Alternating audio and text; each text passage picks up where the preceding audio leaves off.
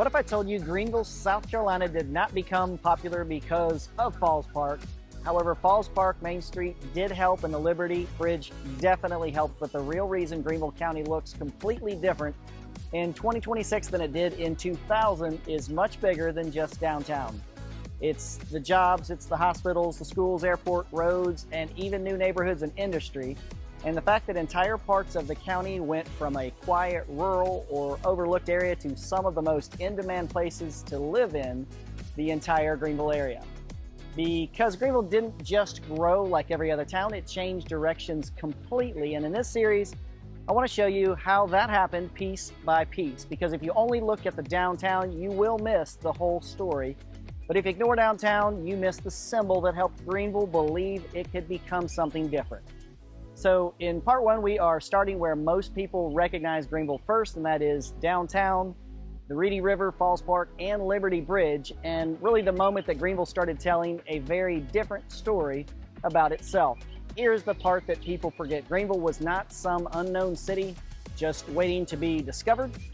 Around the year 2000, Greenville already had its own identity, but with plenty of manufacturing, hospitals, schools, businesses, and other communities that had been here for really generations, but Greenville County still felt smaller and quieter and very much local. But there were parts of the county where you could drive for several minutes and still feel like you were in between towns.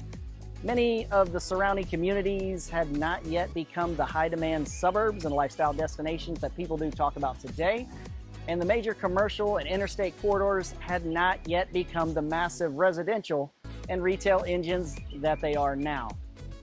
Greenville County was in between two different eras, with one foot that was still in the older textile and industrial South, and the other moving towards more advanced manufacturing, healthcare, logistics, but mostly the lifestyle development and relocation growth that many know here today. And this is the part that some people miss. Greenville didn't exactly wake up one day and suddenly become more popular. The bones and the location were already there, but the county had not yet fully connected all of those pieces into the version of Greenville that we know today. Now, before the transformation spread across the county, one place became the visual proof that Greenville could become something entirely different. If Greenville County had a before and after photo, downtown would be the image that most people recognize first. And in 2000, Main Street had the charm and the history with plenty of potential, but Greenville had not yet reached the level of energy, reputation, and lifestyle appeal that very much defines it now. Today, people think of downtown Greenville and immediately picture Falls Park, the Liberty Bridge, outdoor dining with plenty of rooftop views, as well as the West End and Main Street that feels very much alive. That was not always the city's front door, and for years the falls were partially hidden by a bridge. The Reedy River was there, but it wasn't experienced the way that it is today. The nature feature that would eventually become Greenville's most iconic image hadn't become the centerpiece of the city. And when Greenville made the decision to reveal this natural feature and turn it into true public gathering place, it changed more than a view. It completely changed the story that Greenville told about itself. Now downtown is one of the reasons that people move here, and before the river was easy to miss, but now the river is the place that people bring visitors. Before Main Street was a business district, but now it is very much a lifestyle. People did not fall in love with the offices, of course, but people do not fall in love with downtown because there are buildings like everywhere else. They fall in love with the experience that are there for the taking. Dinner downtown, a walk across the bridge, Saturday morning market, or a night at Floor Field. That is the algorithm that Greenville figured out. A city does not become loved because it adds buildings, but instead it becomes loved when people build their life around it. And that is why downtown Greenville became more than just a place to go. It really became a part of people's lives, even if they lived miles away. So for locals, it became a place to become proud of. For visitors, it became a surprise and the most Instagrammable scenery in the county. But for people relocating here, it became the image that made them ask, wait, Greenville has what? And that emotional reaction really matters, because when people bring someone downtown for the first time, they walk across Liberty Bridge, you hear them say, I had no idea that Greenville was like this. The transformation did not stop at the waterfall. That identity did not stop at Falls Park, but really translated throughout the West End to become a major part of downtown transformation. And the area around Floor Field, the restaurants, historic buildings, and all the walkable streets definitely helped expand the energy downtown And this really matters because Greenville did not just create one big, beautiful park. It did create a downtown experience. And Main Street has become more walkable with more restaurants, more destinations, and events that are bringing people together. And really the older buildings that found new life, the Reedy River became the centerpiece instead of something hidden in the background. And slowly downtown Greenville became the kind of place where people built habits, creating the city's culture. And the visible change was only really the first layer. Here's where most Greenville videos stop too early. They show Falls Park, they show Main Street, they show the Liberty Bridge, and they even show some of downtown restaurants and some cool drone shots. And all of that does matter, but downtown is far from the whole story. Downtown was the visible transformation. It was the image that people could immediately understand. It was the proof that Greenville could take history, public space, natural beauty, and turn it into something people wanted to experience. But while that was happening in the most visible part of the city, another transformation was happening behind the scenes, and jobs were shifting, industry was changing, healthcare was expanding, and schools were adapting, research and advanced manufacturing were becoming very much a part of Greenville's identity, and the companies were no longer just passing through the area, they were putting down roots in the millions and billions. So part one is about the symbol. Downtown has shown people what Greenville could become. Falls Park changed that view for sure. The Liberty Bridge changed the image. Main Street changed the experience, and the West End as a whole helped prove that Greenville could turn a downtown into both an identity and a lifestyle. But what's really interesting is the deeper change that was happening behind the scenes. The entire time in the job market, the hospitals, schools, and the industries that started reshaping Greenville County from the inside out. And that is really where part two begins, because the waterfall may be what people photograph. Part two is about the entire engine that made Greenville grow. So what do you remember about downtown before Falls Park became the image that everyone knows? Drop it in the comments below, because I would love to hear what Greenville looked like and felt like through your eyes back in the day. And if you're trying to figure out where you fit into Greenville's story today, I'm Chris Horrell, your Greenville Realtor with 40 plus years watching this town grow. My team and I help people understand the different lifestyles, neighborhoods, communities across Greenville County so that they can find just the right fit, not just the right house. But make sure you watch part two, because that is where we get into more of the hidden engine behind Greenville's growth. Most Greenville videos show you the waterfall, but the real reason Greenville County changed is not just what you see downtown so much as they show you the Falls Park, Main Street, Liberty Bridge, and downtown restaurants, and the parts of Greenville that are easy to love. But if you want to understand why Greenville looks so different in 2026 than it did in 2000, you have to look beyond the postcard and into the economy that supports it. Because a beautiful downtown can get someone's attention, but jobs, healthcare, education, and opportunity are actually what make people stay. So the real transformation happened in the industry of healthcare, automotive, and aerospace. And this is the part of Greenville's growth that most visitors never see, but it may be the most important part of this town's story. Lifestyle. And before Greenville became a relocation headline, it was a place built around work. For generations, Greenville County economy was shaped by textiles, manufacturing, industrial production, and that history does matter because you can see it in the old mill villages, because it is growing because of the economic foundation, and people are moving here for the jobs, but families are relocating here because Greenville gives us a rare combination that is getting harder and harder to find. Career opportunity, yes, but a quality of life and a cost of living that still competes well against many other larger metros and states alike. And when you understand that Greenville starts to look very different, the engine you do not see from the Liberty Bridge. This is the part of Greenville's growth people do not always see when they are walking across Liberty Bridge. These growing job markets are the reason homes are being built and the reason that roads are busier, but they are definitely the reason people keep moving here from other parts of the country. In 2000, Greenville was still working through the transition from its older industrial identity, and by 2026, Greenville County is competing for numerous major billion-dollar investments that puts it in a completely different position. It means Greenville is no longer just reacting to the change so much as it is creating it. And one of the clearest examples of that shift is something that many people have probably driven past or heard of, and that is CU iCar. And one of the biggest signs that Greenville was changing was the creation of something called iCar. And if you've never heard of that, you are probably not alone. CU iCar stands for Clemson University International Center for Automotive Research, and it is located right here in Greenville. But instead of thinking of it as just a college campus, think of it more like a bridge between education, engineering, automotive research, and companies that are shaping the future of transportation. This is where students, researchers, engineers, and other industry partners come together around the automotive technology, the mobility, the design, testing, and innovation. And that does matter because it says something important about Greenville's transformation. For a long time, Greenville County was known as a place that made things, textile mills, manufacturing plants, industrial work, and that was a huge part of the county's identity, but Clemson I-CAR represents a different chapter.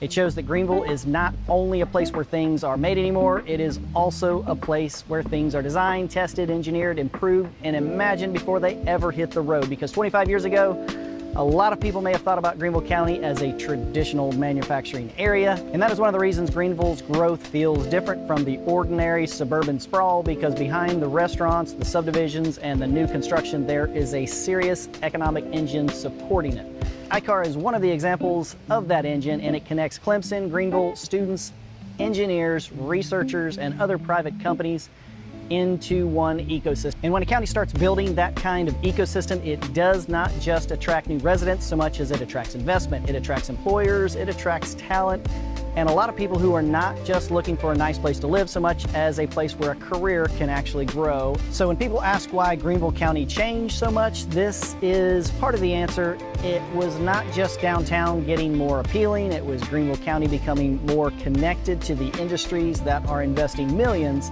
but shaping the future. But a strong economy is only part of the story, because when people are thinking about moving somewhere, eventually the question changes from, is this place cool, to can my life actually work here? That is where healthcare becomes one of the biggest reasons Greenville functions as more than just a pretty place to live, because in 2000, Greenville already had healthcare presence. But in 2026, healthcare is one of the major anchors of the county economy, because Prisma Health is one of Greenville's largest employers. Bon Secours St. Francis is another major healthcare anchor in the county, and together healthcare has become one of the reasons Greenville has such regional gravity. And people do not just come into Greenville County to shop or to eat, they come here for care, for specialists, for employment. And that matters when families ask, can I retire here? Can my parents move here? Can my family get the care they need without driving to Charlotte or Atlanta? And can Greenville support us long term? That matters for both families and retirees.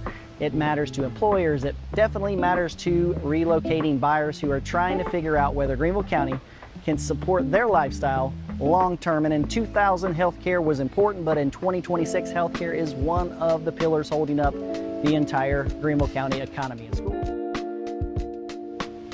And if healthcare helps answer whether families can live here long term, education helps answer whether the next generation can grow here. For family, schools are not a side conversation. People ask about career programs, they ask about private schools, colleges, whether their kids can grow here. And Greenville County Schools is a massive part of that conversation, but the school story is not just about size. It is about the education, how to adapt to growth, and as Greenville County has added neighborhoods, subdivisions, jobs, families, and school systems have had to plan for more students, more facilities, and more specialized career pathways, and that is really where the career education becomes such a big deal. You have career centers, technical programs, charter schools, college partnerships, workforce development, and other educational extras. They are part of the growth engine because they connect education to the economy, and they help prepare students for the kind of industries that are actually growing here: healthcare, manufacturing, automotive, construction, and skilled trades. And that is what makes Greenville County's transformation very different. The county is not just attracting growth, it is trying to train its own people for the growth that's already happening in this. So here's where the dots start connecting. You have schools that train the future workforce, new homes create places for those families to live. So the Greenville County story is not one thing so much as it is a chain reaction. The jobs create opportunity, which attracts people, which promotes housing, so that more livable areas become the momentum. That is why Greenville transformation is bigger than downtown alone. Downtown gave people the image, the economy gave people the reason to stay, and a pretty downtown can attract attention, but the real economy creates the momentum. And Greenville did not just grow, it changed directions. So in part two, which explains why Greenville's growth has staying power, but it was not just about restaurants, parks, or the relocation buzz. It was more about the stronger economy, expanding healthcare and education tied to the workforce development and the industries that gave people a reason to build a life here. But once that momentum started, it showed up somewhere much more personal, where people lived. That is part three, the rooftops, because jobs explain why people came here, but part three really shows where all those people started living. If you are relocating to the Greenville for work, looking at job opportunities, comparing school zones, or trying to understand which side of the county actually fits your life, I'm Chris Horrell, your native-born Greenville realtor with more than 40 years watching this city grow, and my team and I help people find the right community, the right commute, and even the right home based off how they actually want to live. And I want to know from you what company, school, hospital system, and industry you think changed Greenville most. If you grew up in Greenville County, this may be the part of the transformation that you feel most, because it is one thing to see downtown change. It is completely another to watch the roads that used to feel quiet turn into subdivisions, traffic lights, grocery stores, even school zones, and entire communities that did not exist the same way 25 years ago. And this is really a story about rooftops and all of the changes that Greenville County has seen since 2000. The rooftops may be the most personal because when new homes show up, everything changes. The roads change, the schools change, grocery stores even change, and traffic light changes as well. The commute changes, and sometimes the whole identity of the place changes with it.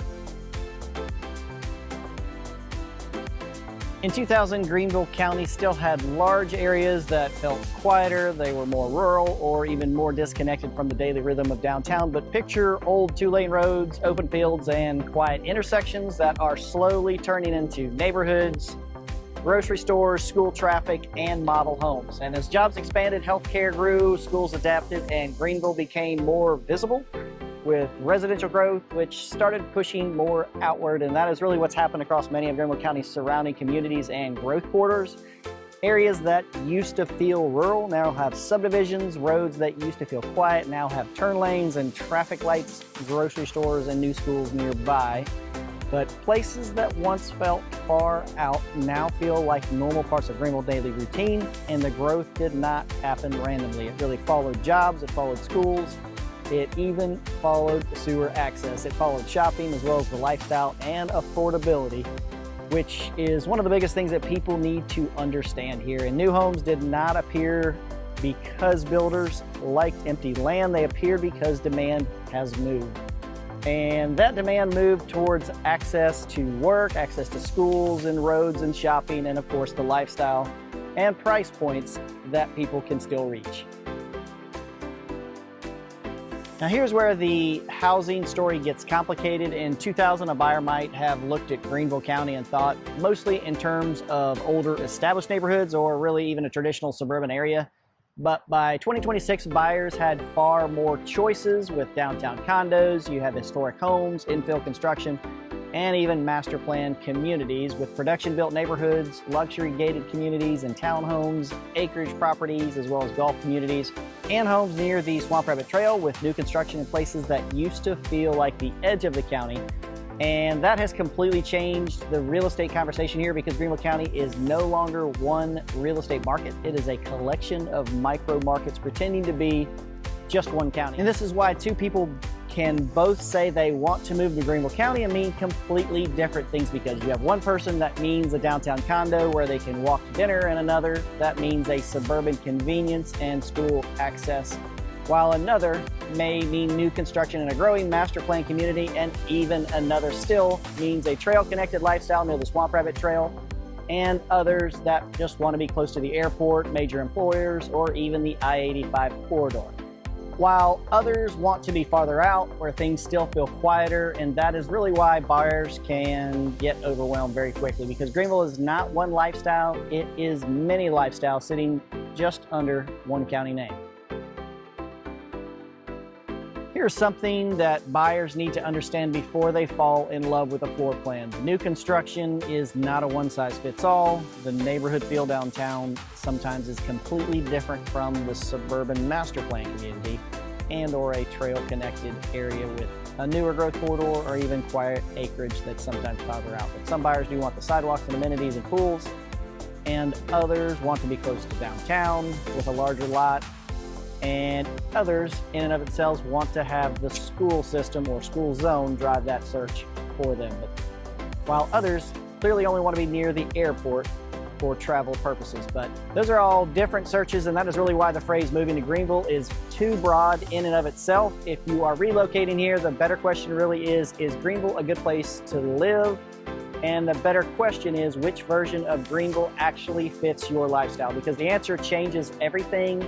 It changes your commute, it changes your school conversation, it changes your home style and lifestyle, as well as the price point at the end of the day. But it does change whether you spend your weekends downtown, on the trail, at the ball field, or in a subdivision, or even on acreage driving across the county.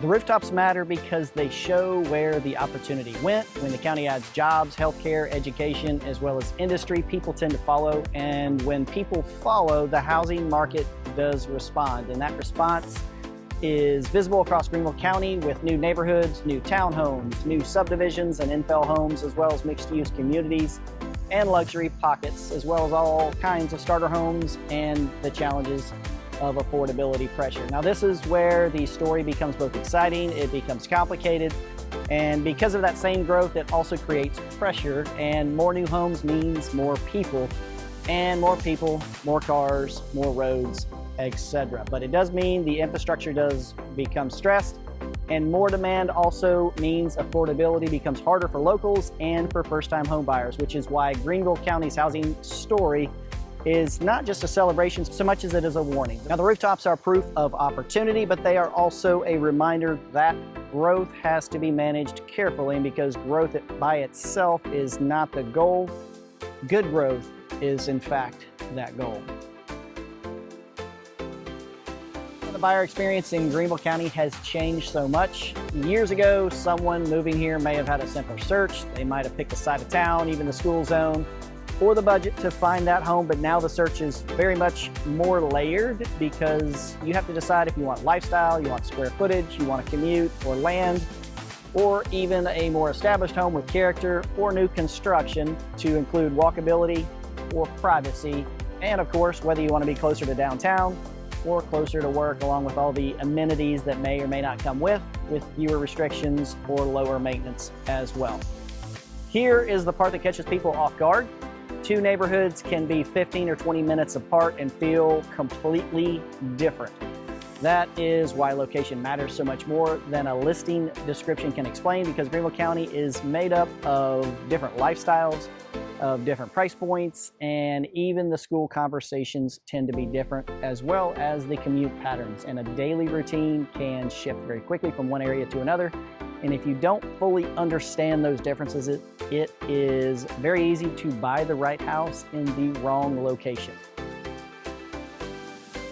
For locals, the growth can be very much personal, because when you remember what a road used to look like, what a field used to be, or where traffic used to end, or even just how quiet certain areas once felt, the change is not necessarily abstract. It is a little bit more emotional, and you can be proud of what Greenville became and still miss parts of what it used to feel like. And that's true even for myself, but this is very much true for downtown. It is true for the surrounding communities.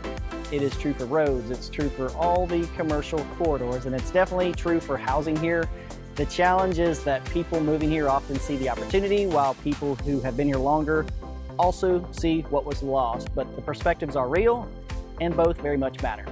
That is really why the housing conversation in Greenville County has to be honest. It does mean that new homes are needed. It does mean that people need places to live. And yes, growth creates jobs, energy, taxes, restaurants, as well as schools and other investments. But no, the growth is not free. Every neighborhood changes something. And Greenville did not necessarily just grow, it changed directions completely over the last 20 years. So part 3 is where Greenville's transformation has become personal. The economy created momentum, and the housing market answered with new townhomes, neighborhoods, and master plan communities that are even trail connected. But every rooftop adds demand somewhere else. More homes mean more cars and more school capacity, more utilities and services, as well as the pressure on our roads. That is why Part 4 is about the bill to Greenville County and how it is paying for its own success, because the rooftops have proven that Greenville is growing, but Part 4 is going to show what that growth started to cost. And if you are thinking about moving here, do not just ask, is Greenville a good place to live? Ask, which version of Greenville actually fits my lifestyle? I'm Chris Horrell, your native-born local Greenville realtor, and my team and I help people compare the different communities, neighborhoods, commute patterns, school conversations, and housing options so that they can find the right place that actually fits their lifestyle. And I want to know from you, what area of Greenville County do you think has changed most? You can be proud of what Greenville became and still miss the version of it you grew up with, because Greenville County's transformation is not just a growth story so much as it is personal. More jobs brought more people brought more homes brought more cars, and more cars brought more road demand. And now the question is not whether Greenville will grow. The question is whether Greenville can grow wisely, because every city that becomes more desirable eventually has to answer the same question. Can you keep growing without losing the things that made people love you in the first place? That is the final part of Greenville then versus now. If you want proof of Greenville's growth, do not look at just the skyline. Look at the roads, because the roads are going to tell that truth. And downtown tells you where people actually gather, but the roads tell you where people are actually going. So picture Greenville's growth coming from the driver's seat, traffic lights, turn lanes, and road projects, and even Woodruff Road at the wrong time of day. But in 2000, Greenville County was already built around major corridors such as I-385, I-85, Wade-Hampton, Woodruff Road, even Highway 14 and 25.